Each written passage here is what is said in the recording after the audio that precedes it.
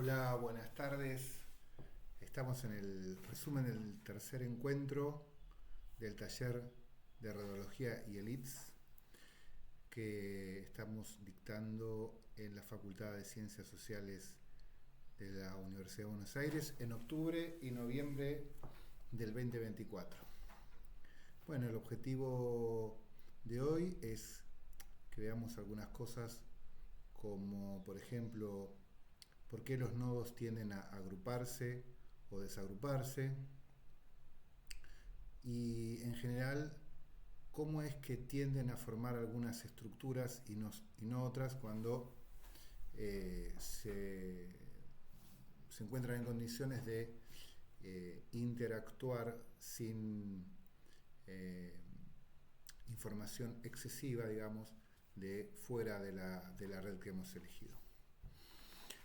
Eh, para eso vamos a usar eh, dos programas que son el Gephi y el NetLogo en una forma muy básica, muy de principiante, pero a ustedes les va a servir básicamente para que eh, luego puedan bajárselo y empezar a hacer los pininos con estos programas. Eh, bien, podemos arrancar con la idea del nudo gordiano.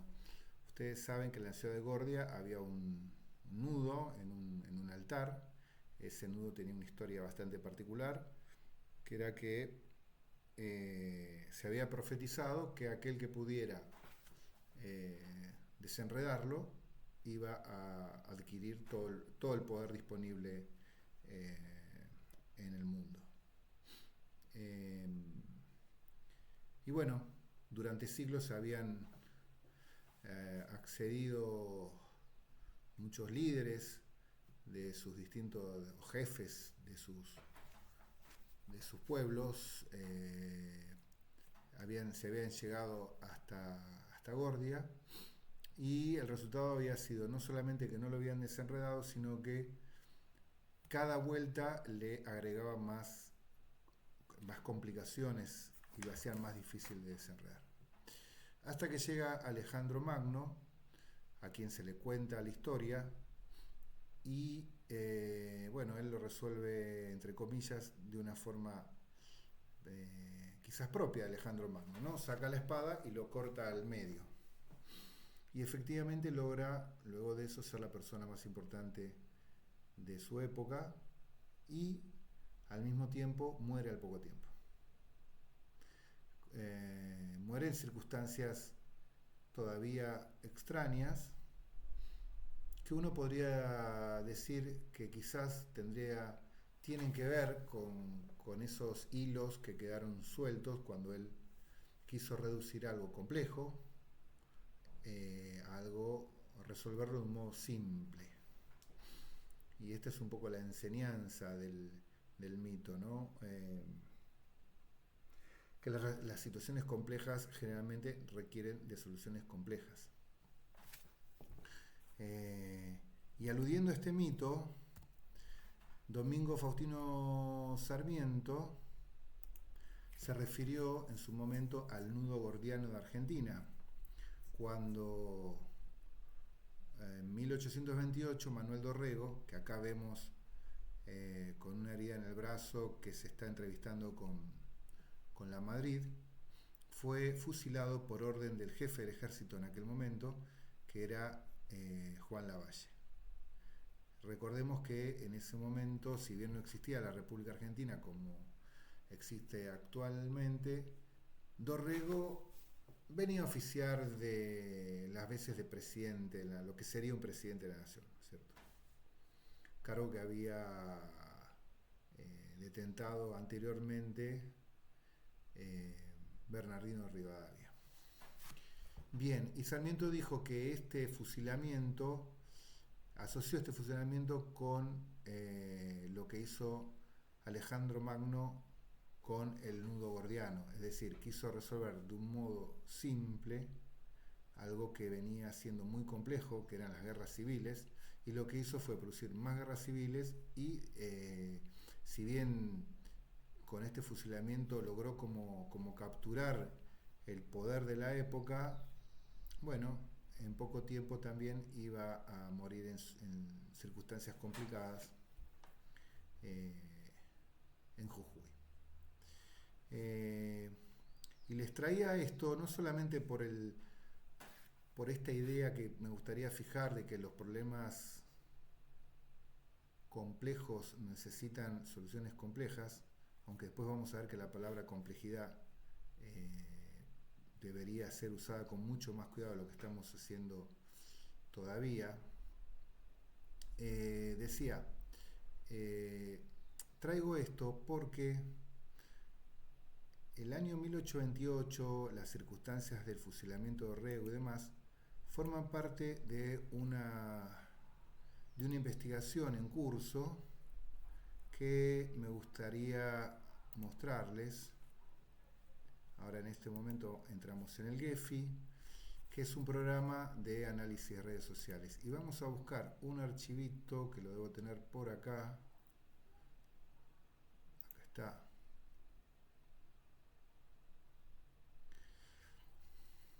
Es este. En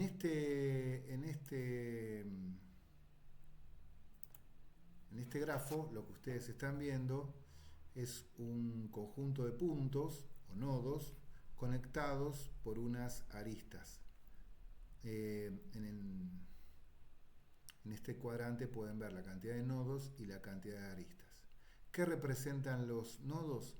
Representan emisores o receptores de cartas, de mails, de mensajes escritos de un miembro o actor de la política del año 1828 hacia otro. Y cuando digo esto estoy diciendo que se trata de vínculos dirigidos, y como podemos ver acá, son vínculos dirigidos. Cuando son vínculos dirigidos, lo que van a encontrar es lo que se ve acá, una flecha que dice que este nodo es un receptor del mensaje y el que va a estar del otro lado va a ser el emisor. Bien, entonces, ¿en qué consiste la matriz? La matriz consiste en un listado de emisores de las cartas y receptores, junto con los atributos de cada uno de ellos, el lugar de emisión, el lugar de recepción, etcétera, etcétera, etcétera. Todos esos atributos los he eliminado a los efectos de la simplificación de esta presentación.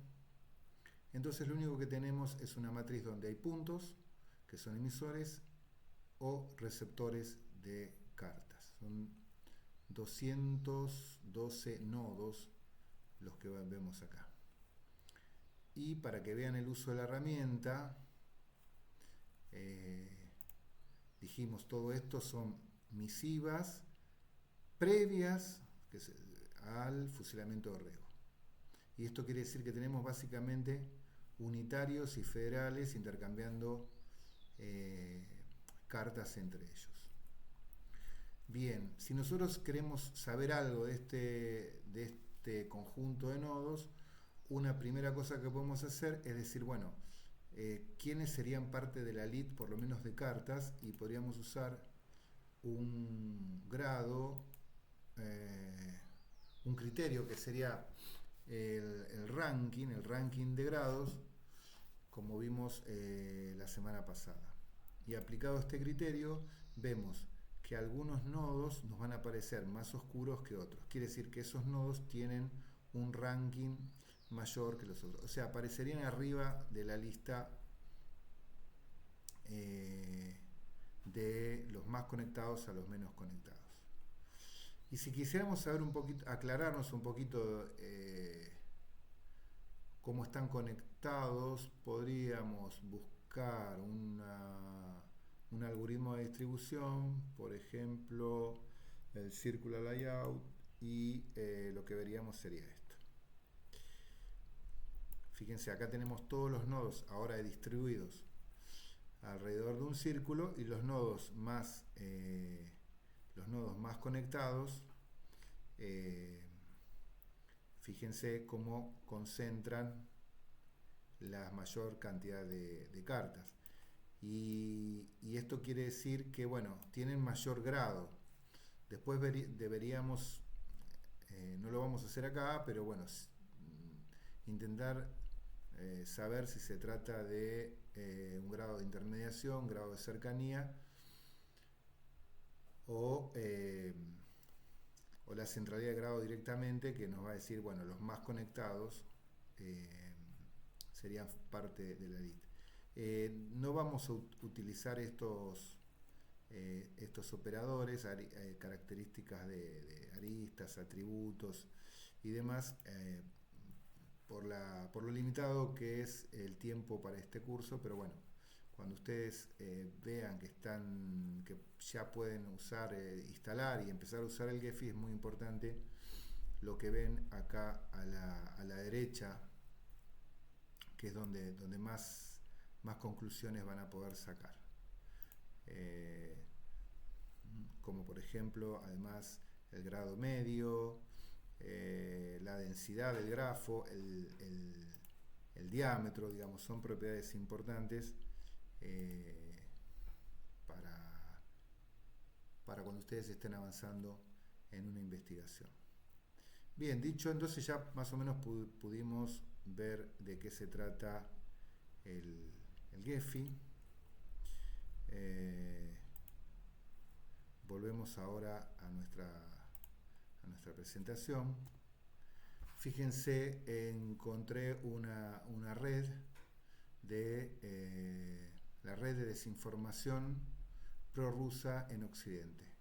Fíjense, acá tienen básicamente periodistas conectados por los medios y demás en los que trabajan. Hay distintos atributos que los conectan, y fíjense cómo algunos están mucho más o mucho mejor o mucho más o mucho mejor conectados que otros, ¿no? Todo esto está financiado por el gobierno ruso y básicamente operan a través de Russia Today, pero el conocimiento de esta configuración nos permitiría encontrar los actores claves, los hubs de distribución prorrusa en Occidente, en caso de que se quisiera desarrollar una estrategia de contrainformación, etcétera, etcétera. Pero en definitiva lo que ven es el algoritmo, la distribución de Circular Layout aplicado a la red de desinformación prorrusa. Bien, ahora lo que vamos a hacer es avanzar un poquito sobre la teoría de juegos. La teoría de juegos también la vamos a mencionar muy lateralmente, pero sí es importante porque lo que nos dice la teoría de juegos es cómo, digamos, los nodos interactúan entre sí, pero no lo hacen alocadamente, sino lo hacen siguiendo estrategias. Y esas estrategias son lo que se llaman, o que se engloban en la teoría de juegos, que es algo que las matemáticas y la economía han absorbido para sí, digamos, pero las ciencias sociales deberían, creo yo, prestarle más atención. El presidente argentino actual, digamos, muchas veces alude a la teoría de juegos como su método de toma de decisiones, ¿no es cierto? Bueno, y básicamente hay juegos de dos tipos: los competitivos, de suma cero, como el ajedrez, donde algunas estrategias son más eficientes, como por ejemplo siempre traicionar, digamos, o siempre agredir, o siempre jugar de un modo muy agonista. En general son más exitosas que otras veces. Y hay juegos colaborativos que en realidad representan muchas situaciones de la vida, se representan con juegos colaborativos. De hecho, la sociedad es un sistema básicamente colaborativo competitivo. Y el famoso dilema del prisionero nos muestra que hay un tipo de juego o de modo de jugar eh, en los sistemas colaborativos, que es el tit for tat, que ahora lo vamos a ver con un poquito más de detalle. Eh, Bien, aclaremos un poquito para los que no lo recuerdan que el dilema del prisionero es es un tipo de juego en el que hay dos prisioneros que pueden confesar traicionando a su compañero o pueden cerrar el pico, no decir nada y aguantarse las consecuencias. Y lo que nos dice el dilema del prisionero son las penas que tendría cada uno en caso de hacer una cosa u otra en relación a lo que haga el otro. Por ejemplo, si el prisionero A guarda silencio, digamos, el prisionero B también lo hace, cada uno será penado con 1 año. En cambio, si el prisionero A confiesa y el prisionero B confiesa, ambos van a ser castigados con 3 años de prisión. Pero lo interesante es que si uno no confiesa y el otro lo delata a uno se come 5 años de cárcel y el otro sale libre, ¿no es cierto? Y viceversa. Entonces, planteada esta regla, los matemáticos han estudiado no solamente la mejor forma de jugar al dilema del prisionero. Por supuesto, cuando se juega una sola vez, siempre va a ser lo mejor traicionar. Pero en la vida social lo que hay es iteraciones. Uno se relaciona, por ejemplo, con un socio en una empresa todos los días, o con un compañero de trabajo todos los días, o con un alumno todos los días, o con una fonoaudióloga cada vez que uno va, y así sucesivamente. Entonces, en la vida social hay repeticiones, y entonces el dilema prisionero lo que nos permite es modelar respuestas en este sistema colaborativo, ¿no? Por ejemplo, hay documentación que ustedes la buscan en internet, es muy interesante, de cómo el dilema de prisionero ayudó a que no se generara una guerra atómica entre la Unión Soviética y Estados Unidos hace 50 años. Bueno, básicamente está claro, ¿no?, que si Estados Unidos tiraba la bomba atómica y la Unión Soviética no la tiraba, obviamente el ganador iba a ser Estados Unidos y el perdedor Rusia, y lo mismo si la cuestión fuera viceversa. Pero ¿qué pasaba si los dos se la tiraban, ¿no? El dilema de los prisioneros nos dice que el daño mutuo se hubiera triplicado. En cambio, si ninguno se la tiraba, bueno, ambos pagaban algunos costos, pero el daño quedaba minimizado. Bien, pero hay otra forma de jugar. Por ejemplo, uno podría jugar al azar, entonces decir, bueno, ahora confieso, ahora me callo, confieso, me callo. Sería una estrategia al azar. O uno podría decir, yo voy a callarme siempre, voy a callar siempre, nunca voy a decir nada. Bueno, eso por supuesto tiene el riesgo de que el otro confiese, ¿no? O al revés, voy a confesar una y otra vez siempre. Bueno, pero eso también tendría su riesgo si el otro también confiesa. Entonces,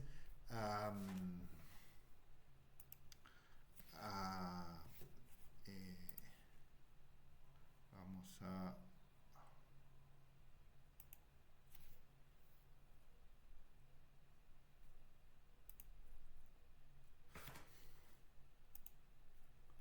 nuestra presentación.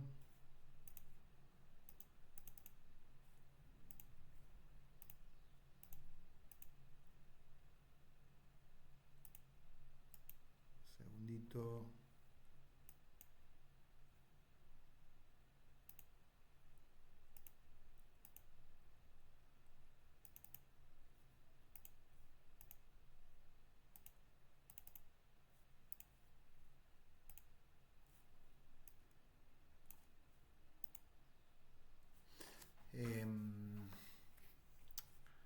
Entonces, como decíamos, a Axelrod se le ocurrió poner a competir distintas estrategias entre sí para ver cuál era la más eficiente. Y lo que encontró fue que una estrategia, que es el tit for tat que vemos acá, resultó ser la óptima para jugar el dilema de prisionero. Lo vamos a intentar de ver acá. Vamos al NetLogo, al programa NetLogo. Vamos a abrirla en la biblioteca, vamos a buscar el dilema de prisionero iterativo. Mientras se va abriendo. Bien.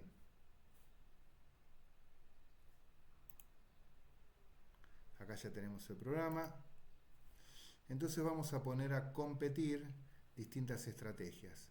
El azarosa, la forma de cooperar siempre, la forma de traicionar siempre, el tit for tat, etcétera, etcétera.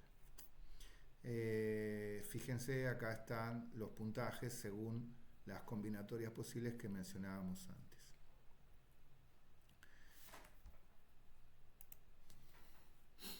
Bien, acá en cada color ven las estrategias en este campo y las vamos a poner, las hacemos interactuar una sola vez, las hacemos jugar, ¿sí? Y de a una vez vemos los puntajes 0, 5, 3, 3, 1, 1, 3, 3, pero si esto lo hacemos jugar a velocidad, y acá vemos la tabla de posiciones, digamos, de las distintas estrategias. Si las dejamos jugando, vamos a ver que la traición funciona muy bien al principio, ¿sí? Vamos a ir un poquito más rápido. Yendo un poquito más rápido en esta competencia, ¿qué es lo que empezamos a ver? Que hay un juego, una forma de jugar que empieza a hacerse dominante, que es la de color verde, ¿sí? que gana, digamos, finalmente este juego cuando se va estabilizando. Si la dejamos jugar, digamos, va a ganar un poquito más todavía.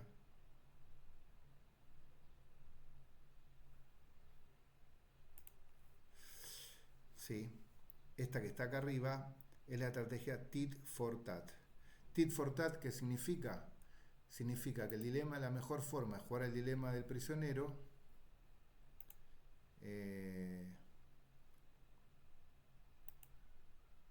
es colaborando, salvo cuando el contrario no colabora. En ese caso uno deja de colaborar por una ronda y se queda a la espera de la actitud del contrario. Si el contrario, digamos, vuelve a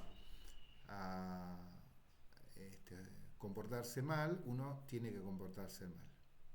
Pero no hay que ser rencoroso. Entonces, si nuestro contrario se porta bien, digamos, si la Unión Soviética no tira una segunda bomba atómica, Estados Unidos no va a tirar su segunda bomba atómica. Bueno, como vimos, el juego que mejor rankeaba era Tit for Tat. Axelrod hizo muchas pruebas, digamos, con distintos tiempos, distintos puntajes. Inclusive encontró que el Tit for Tat por 2 funcionaba mejor que el Tit for Tat por 1, etcétera, etcétera. Todo eso está en cantidades abrumadoras descrito en internet y bueno, y pueden encontrar cosas muy divertidas fijándose ustedes mismos, ¿cierto? Bien. Pero lo que queremos decir acá, que los nodos interactúan entre sí, interactúan siguiendo estrategias y bueno, esto es válido cuando las redes son relativamente horizontales, pero lo tenemos que cruzar ahora cosa que vamos a hacer la semana que viene, pero lo tenemos que cruzar ahora con el distinto poder que se distribuye en las redes, ¿sí? Este modelo de los de la teoría de juegos, en este caso es para nodos equivalentes en cuanto al poder, ¿sí? Pero, bueno, no siempre sabemos que es así. Una vez que una red interactúa lo suficiente, aparecen nodos con más poder que otros. Bien.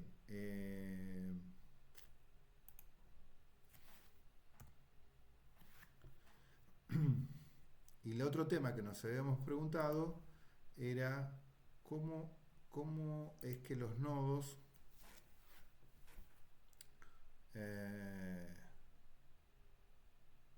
tenían fuerzas, digamos, centrípetas o centrífugas.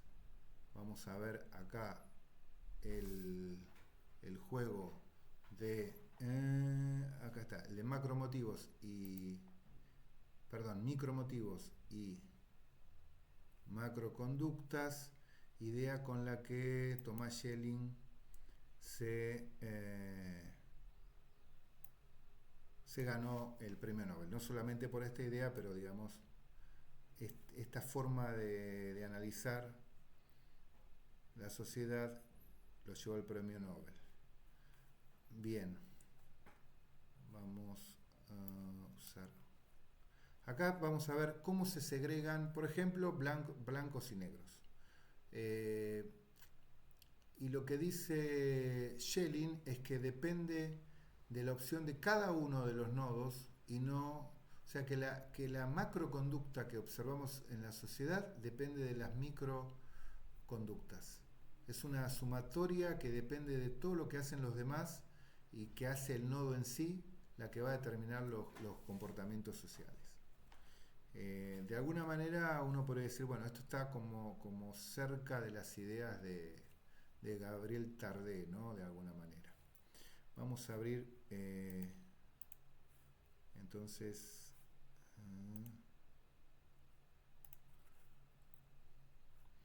el setup.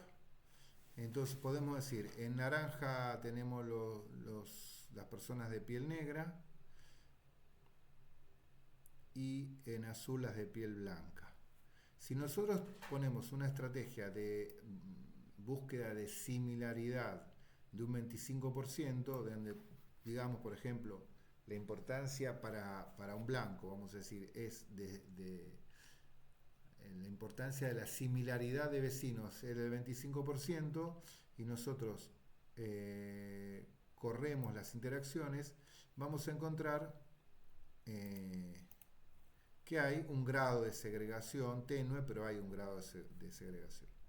En cambio, si nosotros eso lo llevamos al 75%, no al 25%, sino que lo llevamos al 75% y le damos adelante, el conjunto de interacciones va a ir evolucionando, y a medida que se va creando más felicidad, entre comillas, en el sistema, va aumentando la segregación. O sea, los nodos se sienten cada vez más porque los nodos vecinos son similares a sí.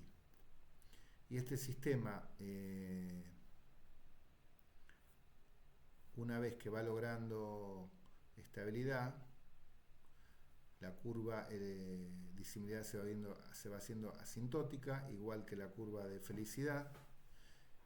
Y si dejamos esto un ratito más o le aumentamos la velocidad, vamos a llegar a un punto en el que el sistema queda prácticamente estabilizado.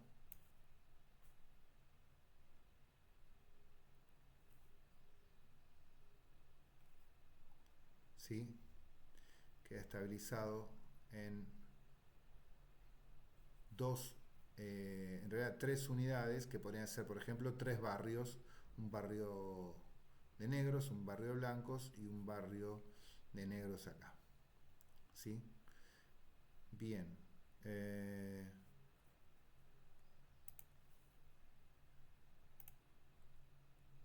Bueno, retomamos entonces nuestra presentación, la idea de que los macromotivos y las microconductas están relacionadas entre sí, y esto para nosotros nos interesa porque nos dice que las conductas de los nodos dependen de las conductas de los otros nodos, ¿sí? No podemos plantear este taller sin nombrar a Stanley Milgram y su idea de que el mundo es un pañuelo. Yo les sugiero que lo busquen con la inteligencia artificial, pero básicamente la idea de Stanley Milgram a través de una experiencia que hizo con cartas fue establecer la idea de que cualquier persona en el planeta está conectada a través de 5 otras personas con cualquier otra persona del planeta. Si bien después los trabajos de Milgram, cuando se desempolvaron y se analizaron con detalle, se vio que había hecho algunas pequeñas trampillas, la idea sigue funcionando y han aparecido otros números de Milgram. Por ejemplo, en su momento Barabasi estableció que existían 19 enlaces entre cualquiera dos sitios web que uno eligiera. Bueno, hay muchos números tipo Milgram que nos dicen que estamos mucho más conectados, digamos, de lo que creemos. Y el otro elemento entonces que queríamos mencionar hoy es que esa gran conectividad que encontró Milgram se debía básicamente a que una vez que los nodos interactúan entre sí a lo largo del tiempo, tienden a generar, por supuesto en determinadas condiciones en las que haya una información excesiva o muy limitada, pero en condiciones más o menos habituales, con los cuidados que significa decir esto, que aparecen dos tipos de redes, básicamente. Redes que después ustedes van a poder encontrar que son redes que están asociadas con lo que mencionamos al principio de la proporción áurea, el número de Fibonacci, la ley de Zipf, etcétera, etcétera. Unas son, entonces, decíamos, las redes pequeño mundo en las que lo importante es la intermediación, es decir, redes donde hay muchos grumos pero que están bien integrados, entonces hay una rápida distribución de información en toda la red, pero conservando la identidad de los grumos, y las redes en las que predomina no la intermediación sino la centralidad de grado, que son las redes de Barabasi. Mientras las de pequeño mundo son las que describieron Duncan Watts y Strogatz, para la misma época Barabasi habló de las redes libres de escala. ¿Sí? Y en las redes libres de escala también hay un tipo de centralidad que las gobierna, que es la centralidad de grado. Cuando en una red predomina las configuraciones de redes libres de escala, lo que va a haber es una gran desigualdad en la distribución de los recursos y rápidamente una información, cuando pase por nodos bien conectados, se va a distribuir muy rápidamente, pero lo que va a haber es una pérdida de grumosidad de la red. En cambio, en las redes pequeño mundo, las redes de Watts y Strogatz, lo que vamos a encontrar son la presencia de caminos cortos que conectan a los grumos o a los grupos, como quien dice, los barrios de la red, a través de avenidas, y esas avenidas dan integridad a la ciudad, pero conservando la identidad de cada uno de los barrios, ¿no es cierto? Y eso hace que emerjan líderes barriales y líderes urbanos. En general, lo que vamos a encontrar en el mundo social son redes imbricadas, donde hay componentes de redes pequeño mundo y de redes libres de escala. Por ejemplo, en una hinchada de fútbol tenemos el líder, el hub central y sus seguidores, dado que si alguien no es seguidor del barra brava principal, prácticamente no va a tener posibilidad de formar parte de la hinchada. A su vez, cada uno de sus seguidores principales tiene su grupo de seguidores, ¿sí? Y a su vez cada uno de esos tiene sus soldados, digamos. Entonces es una red piramidal, ascendente, bien vertical y donde en general se toman decisiones muy rápidas. En cambio,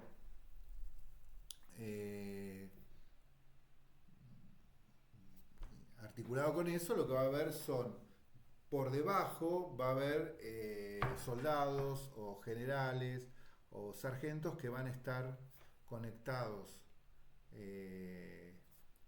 uniendo grupos que abajo pertenecen a líderes que no están conectados entre sí, dando la integridad al sistema. Entonces, eso sería una red predominantemente de libre de escala, pero con componentes de pequeño mundo.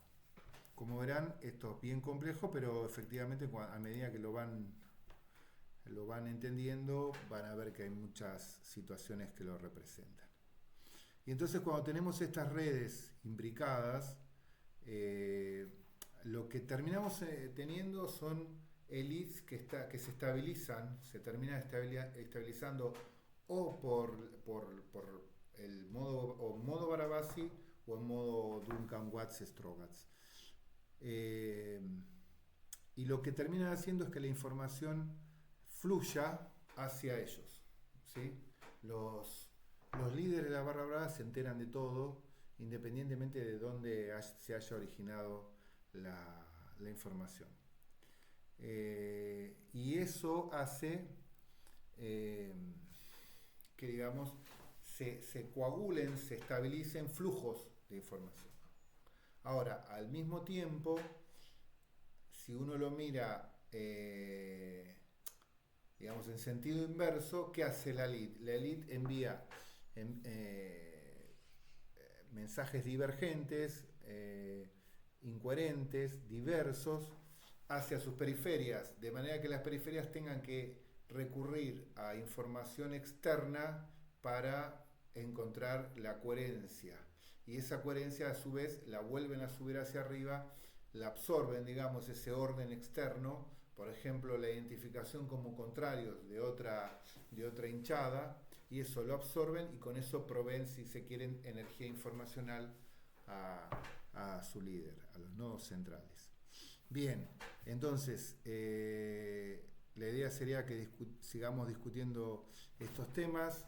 Para la semana que viene lo que les voy a pedir es que, un poco pensando en estos dos tipos de redes, las redes de Barabase y las redes de Duncan Watts, las redes libre de escala y las redes pequeño mundo, traten de ubicar en el mundo social elites más visibles o elites o miembros de élite menos visibles, que serían los intermediadores, ¿no?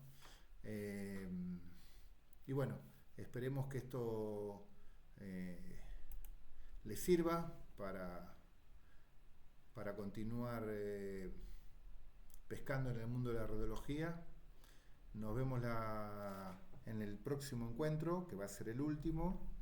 Y bueno, suerte con sus tareas. Nos vemos. Chau, chau.